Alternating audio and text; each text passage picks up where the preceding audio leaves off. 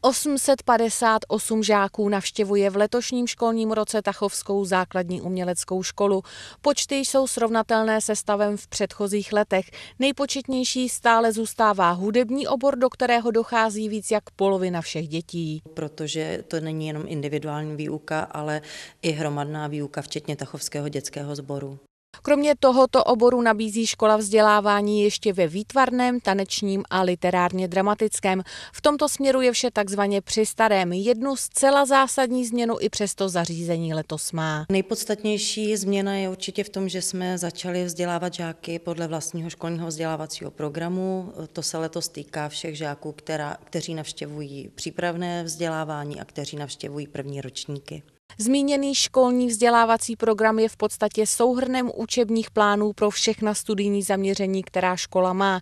Nahrazuje dřívější osnovy, které byly zastaralé a nemoderní, u některých předmětů dokonce zcela chyběly. Takže určitě je to modernizace, určitě je to i vytvoření nových učebních plánů právě pro tyto žáky a v neposlední řadě je to i takové ujednocení toho vzdělávání pro žáky.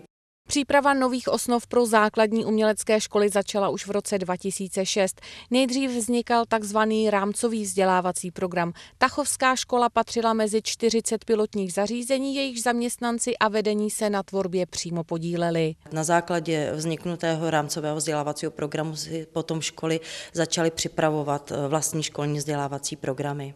Jak už zaznělo, aktuálně se změna týká žáků přípravných oddělení a prvních ročníků jednotlivých oborů, kdy se začnou podle nových plánů učit i ostatní. Samozřejmě bychom si přáli, aby to se překlopilo naráz na všechny ročníky, protože náš školní vzdělávací program je napsan tak, jak už to tady dávno funguje a jak už jsou tady dávno žáci vzděláváni, ale bohužel ze strany ministerstva je ten systém podobný jako u základních škol. V praxi to znamená, že úpravy se zařazují postupně od nejnižších ročníků studia. Od dalšího roku zase už přibydou vlastně druhé ročníky a tak dále, takže se bude najíždět postupně bohužel několik let. Na změny zareagovaly také soutěže, kterých se místní žáci pravidelně účastní. Nově jsou do nich zařazeny například sborový zpěv či hra na keyboard. A kromě toho nás čeká soutěž v dechových nástrojích, jak žestě, tak dřevěné nástroje. Konkrétně se jedná o uskupení komorního charakteru. Na soutěžní přehlídku se letos chystá i obor literárně dramatický. Základní uměleckou školu ale čeká v následujícím období ještě jedna mimořádná událost. V roce 2013 si totiž připomene 60 let od svého založení. Ty oslavy samozřejmě už začínáme připravovat, máme už i termín, kdy bychom to chtěli uskutečnit, a to bude 8. červen roku 2013. Červnový den prý nebyl vybrán náhodně, právě naopak. Když se připravovaly prostory Tachovského zámku pro působení základní umělecké školy, tak byly slavnostně předány u příležitosti Dne dětí právě v červnu. Takže to je asi důvod, proč jsme volili také mimo jiné tento červnový termín.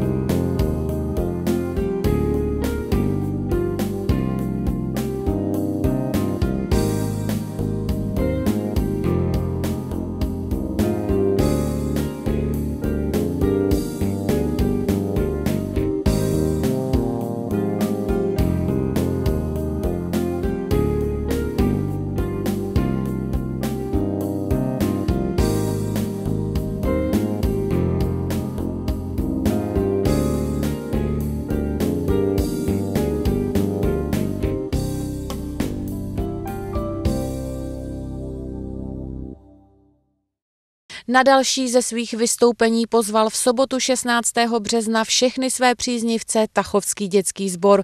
I když počasí tomu příliš neodpovídalo, koncert měl pro tentokrát přívlastek jarní. Já jsem to spíš měl dneska nazvat zimní koncert, protože ráno bylo -12.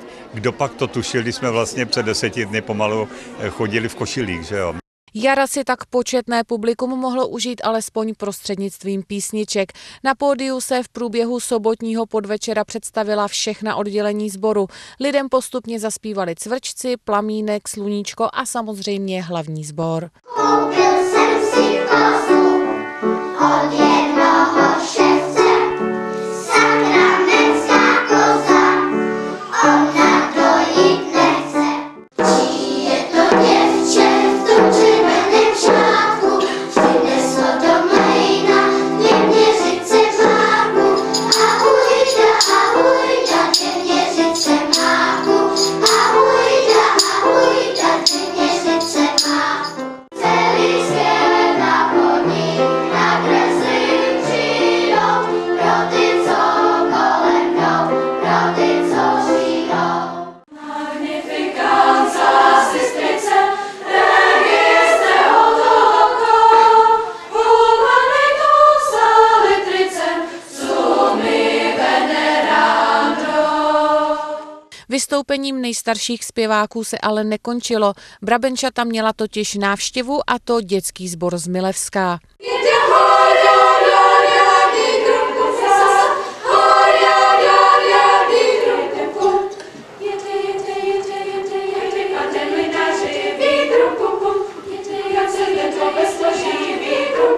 Přátelství obou sborů je letité, v Tachově však hosté koncertovali po relativně dlouhé době. Oni tady byli naposled, když jsem se do kroniky díval, tak jsem žasnul, že je to tak dlouho, protože nebo tak dávno, poněvadž to bylo naposled v roce 2001.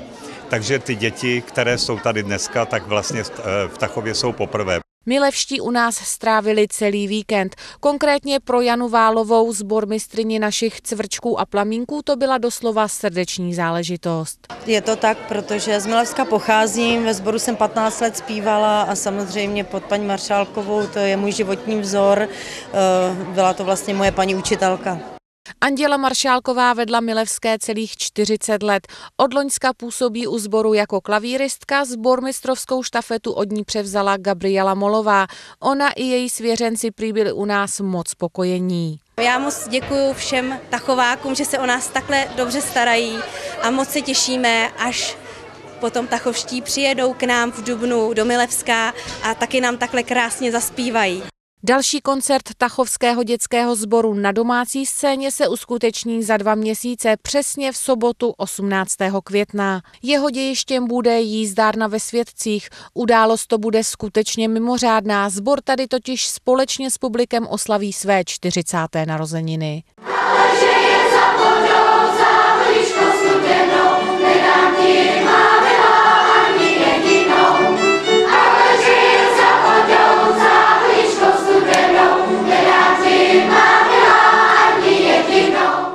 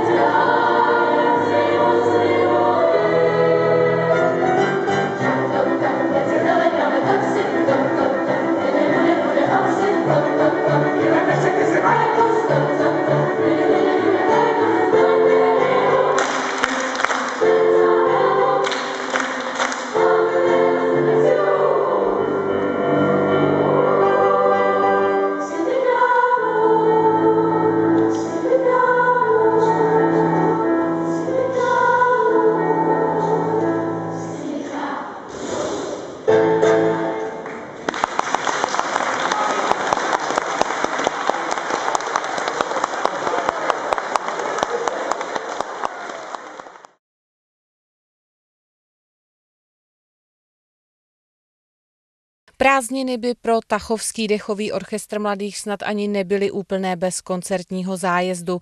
Ten letošní byl pro hudebníky už 10. v pořadí, jejich cílem bylo tentokrát slunné Řecko. Naše trasa byla na Chalkidiky, je to levý poloostrov Kassandra a přímo jsme byli ve městě Fourka. Podle původních plánů se měl orchestr v rámci své cesty zúčastnit hudebního festivalu v Soluni. Ten byl však nakonec přeložen až na začátek října. Bohužel takhle dlouho jsme tam zůstat nemohli, takže jsme to strávili snad i příjemně vzhledem počasí, protože cestovat do Soluně zhruba 100 kilometrů v těch vedrech, tak jsme to strávili příjemnějc.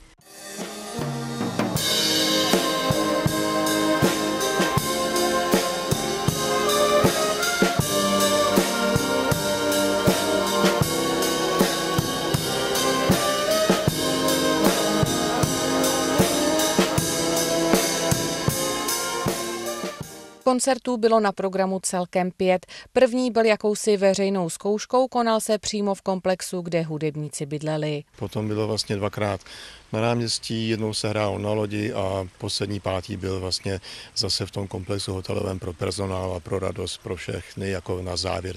Zájezd byl samozřejmě ale také o odpočinku. Koupání v tamním moři byl prý skutečně zážitek. Protože když stojíte po bradu ve vodě a vidíte si na nohy čistá krásná voda, takže jsme vlastně první dny měli i moře rozbouřené a pak to byl ryze tálínský rybník. Dalším nezapomenutelným zážitkem byl také společný výlet, na který se hudebníci vydali lodí. Jeli jsme se podívat na prostřední poloostrov z těch 3 prstů Sitonii a bylo to spojené i s koupáním, obědem na lodi, skákání z lodi do moře. Bylo to pěkný, bylo to hezký a i tam jsme si zahráli na té lodi.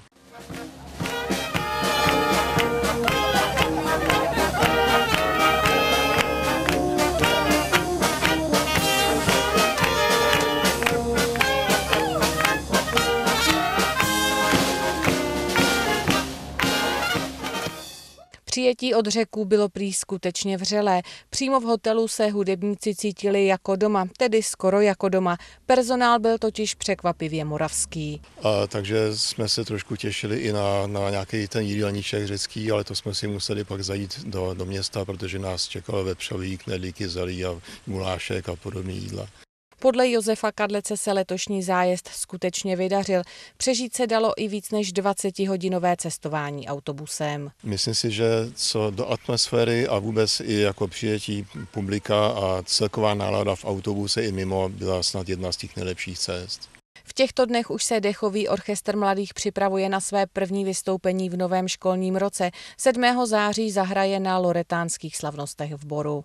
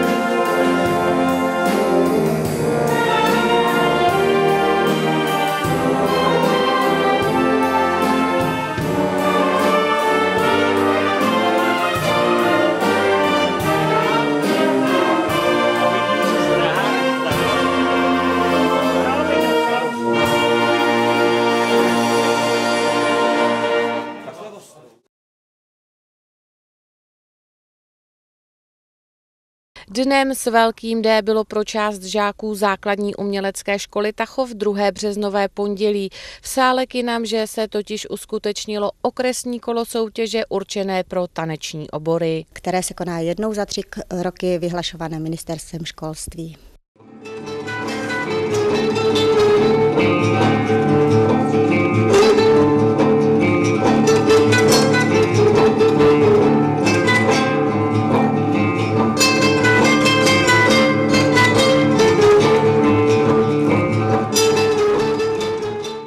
Soutěžní program by se dal zároveň označit jako přehlídka zdejšího oddělení. V průběhu odpoledne vystoupila téměř 100 místních žáků a žákyni nechyběla ani konkurence. Protože jsme v celém okresu sami tanečníci, tak k nám přijedou hostovat tanečnice z Dobřan. A je to 10 choreografií z Tachova a 3 z Dobřan. Snahou všech soutěžících bylo samozřejmě zatančit co nejlépe a vybojovat si tak postup do krajského kola. Výběr měla zcela ve své moci 3členná porota. Takže ta porota má opravdu volné pole působnosti, kolik choreografií pustí dál do krajského kola. V jejím čele usedla Jana Janovská, která má k našemu městu velmi blízko. Dlouhá léta zde tanec učila, její žákyní byla také přímo Irena André.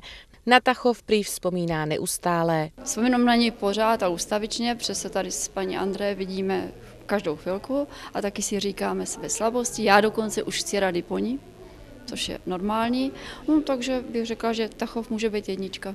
Pro mě jednička, takhle. Na post předsedkyně se prý delegovala sama. O tom, že se bude na co dívat a z čeho vybírat, nepochybovala ani na chvíli. Já jsem nic neviděla, to vím, já prostě to tuším, já to tuším. Jak to říká Ježibaba, moje moudrost všechno tuší.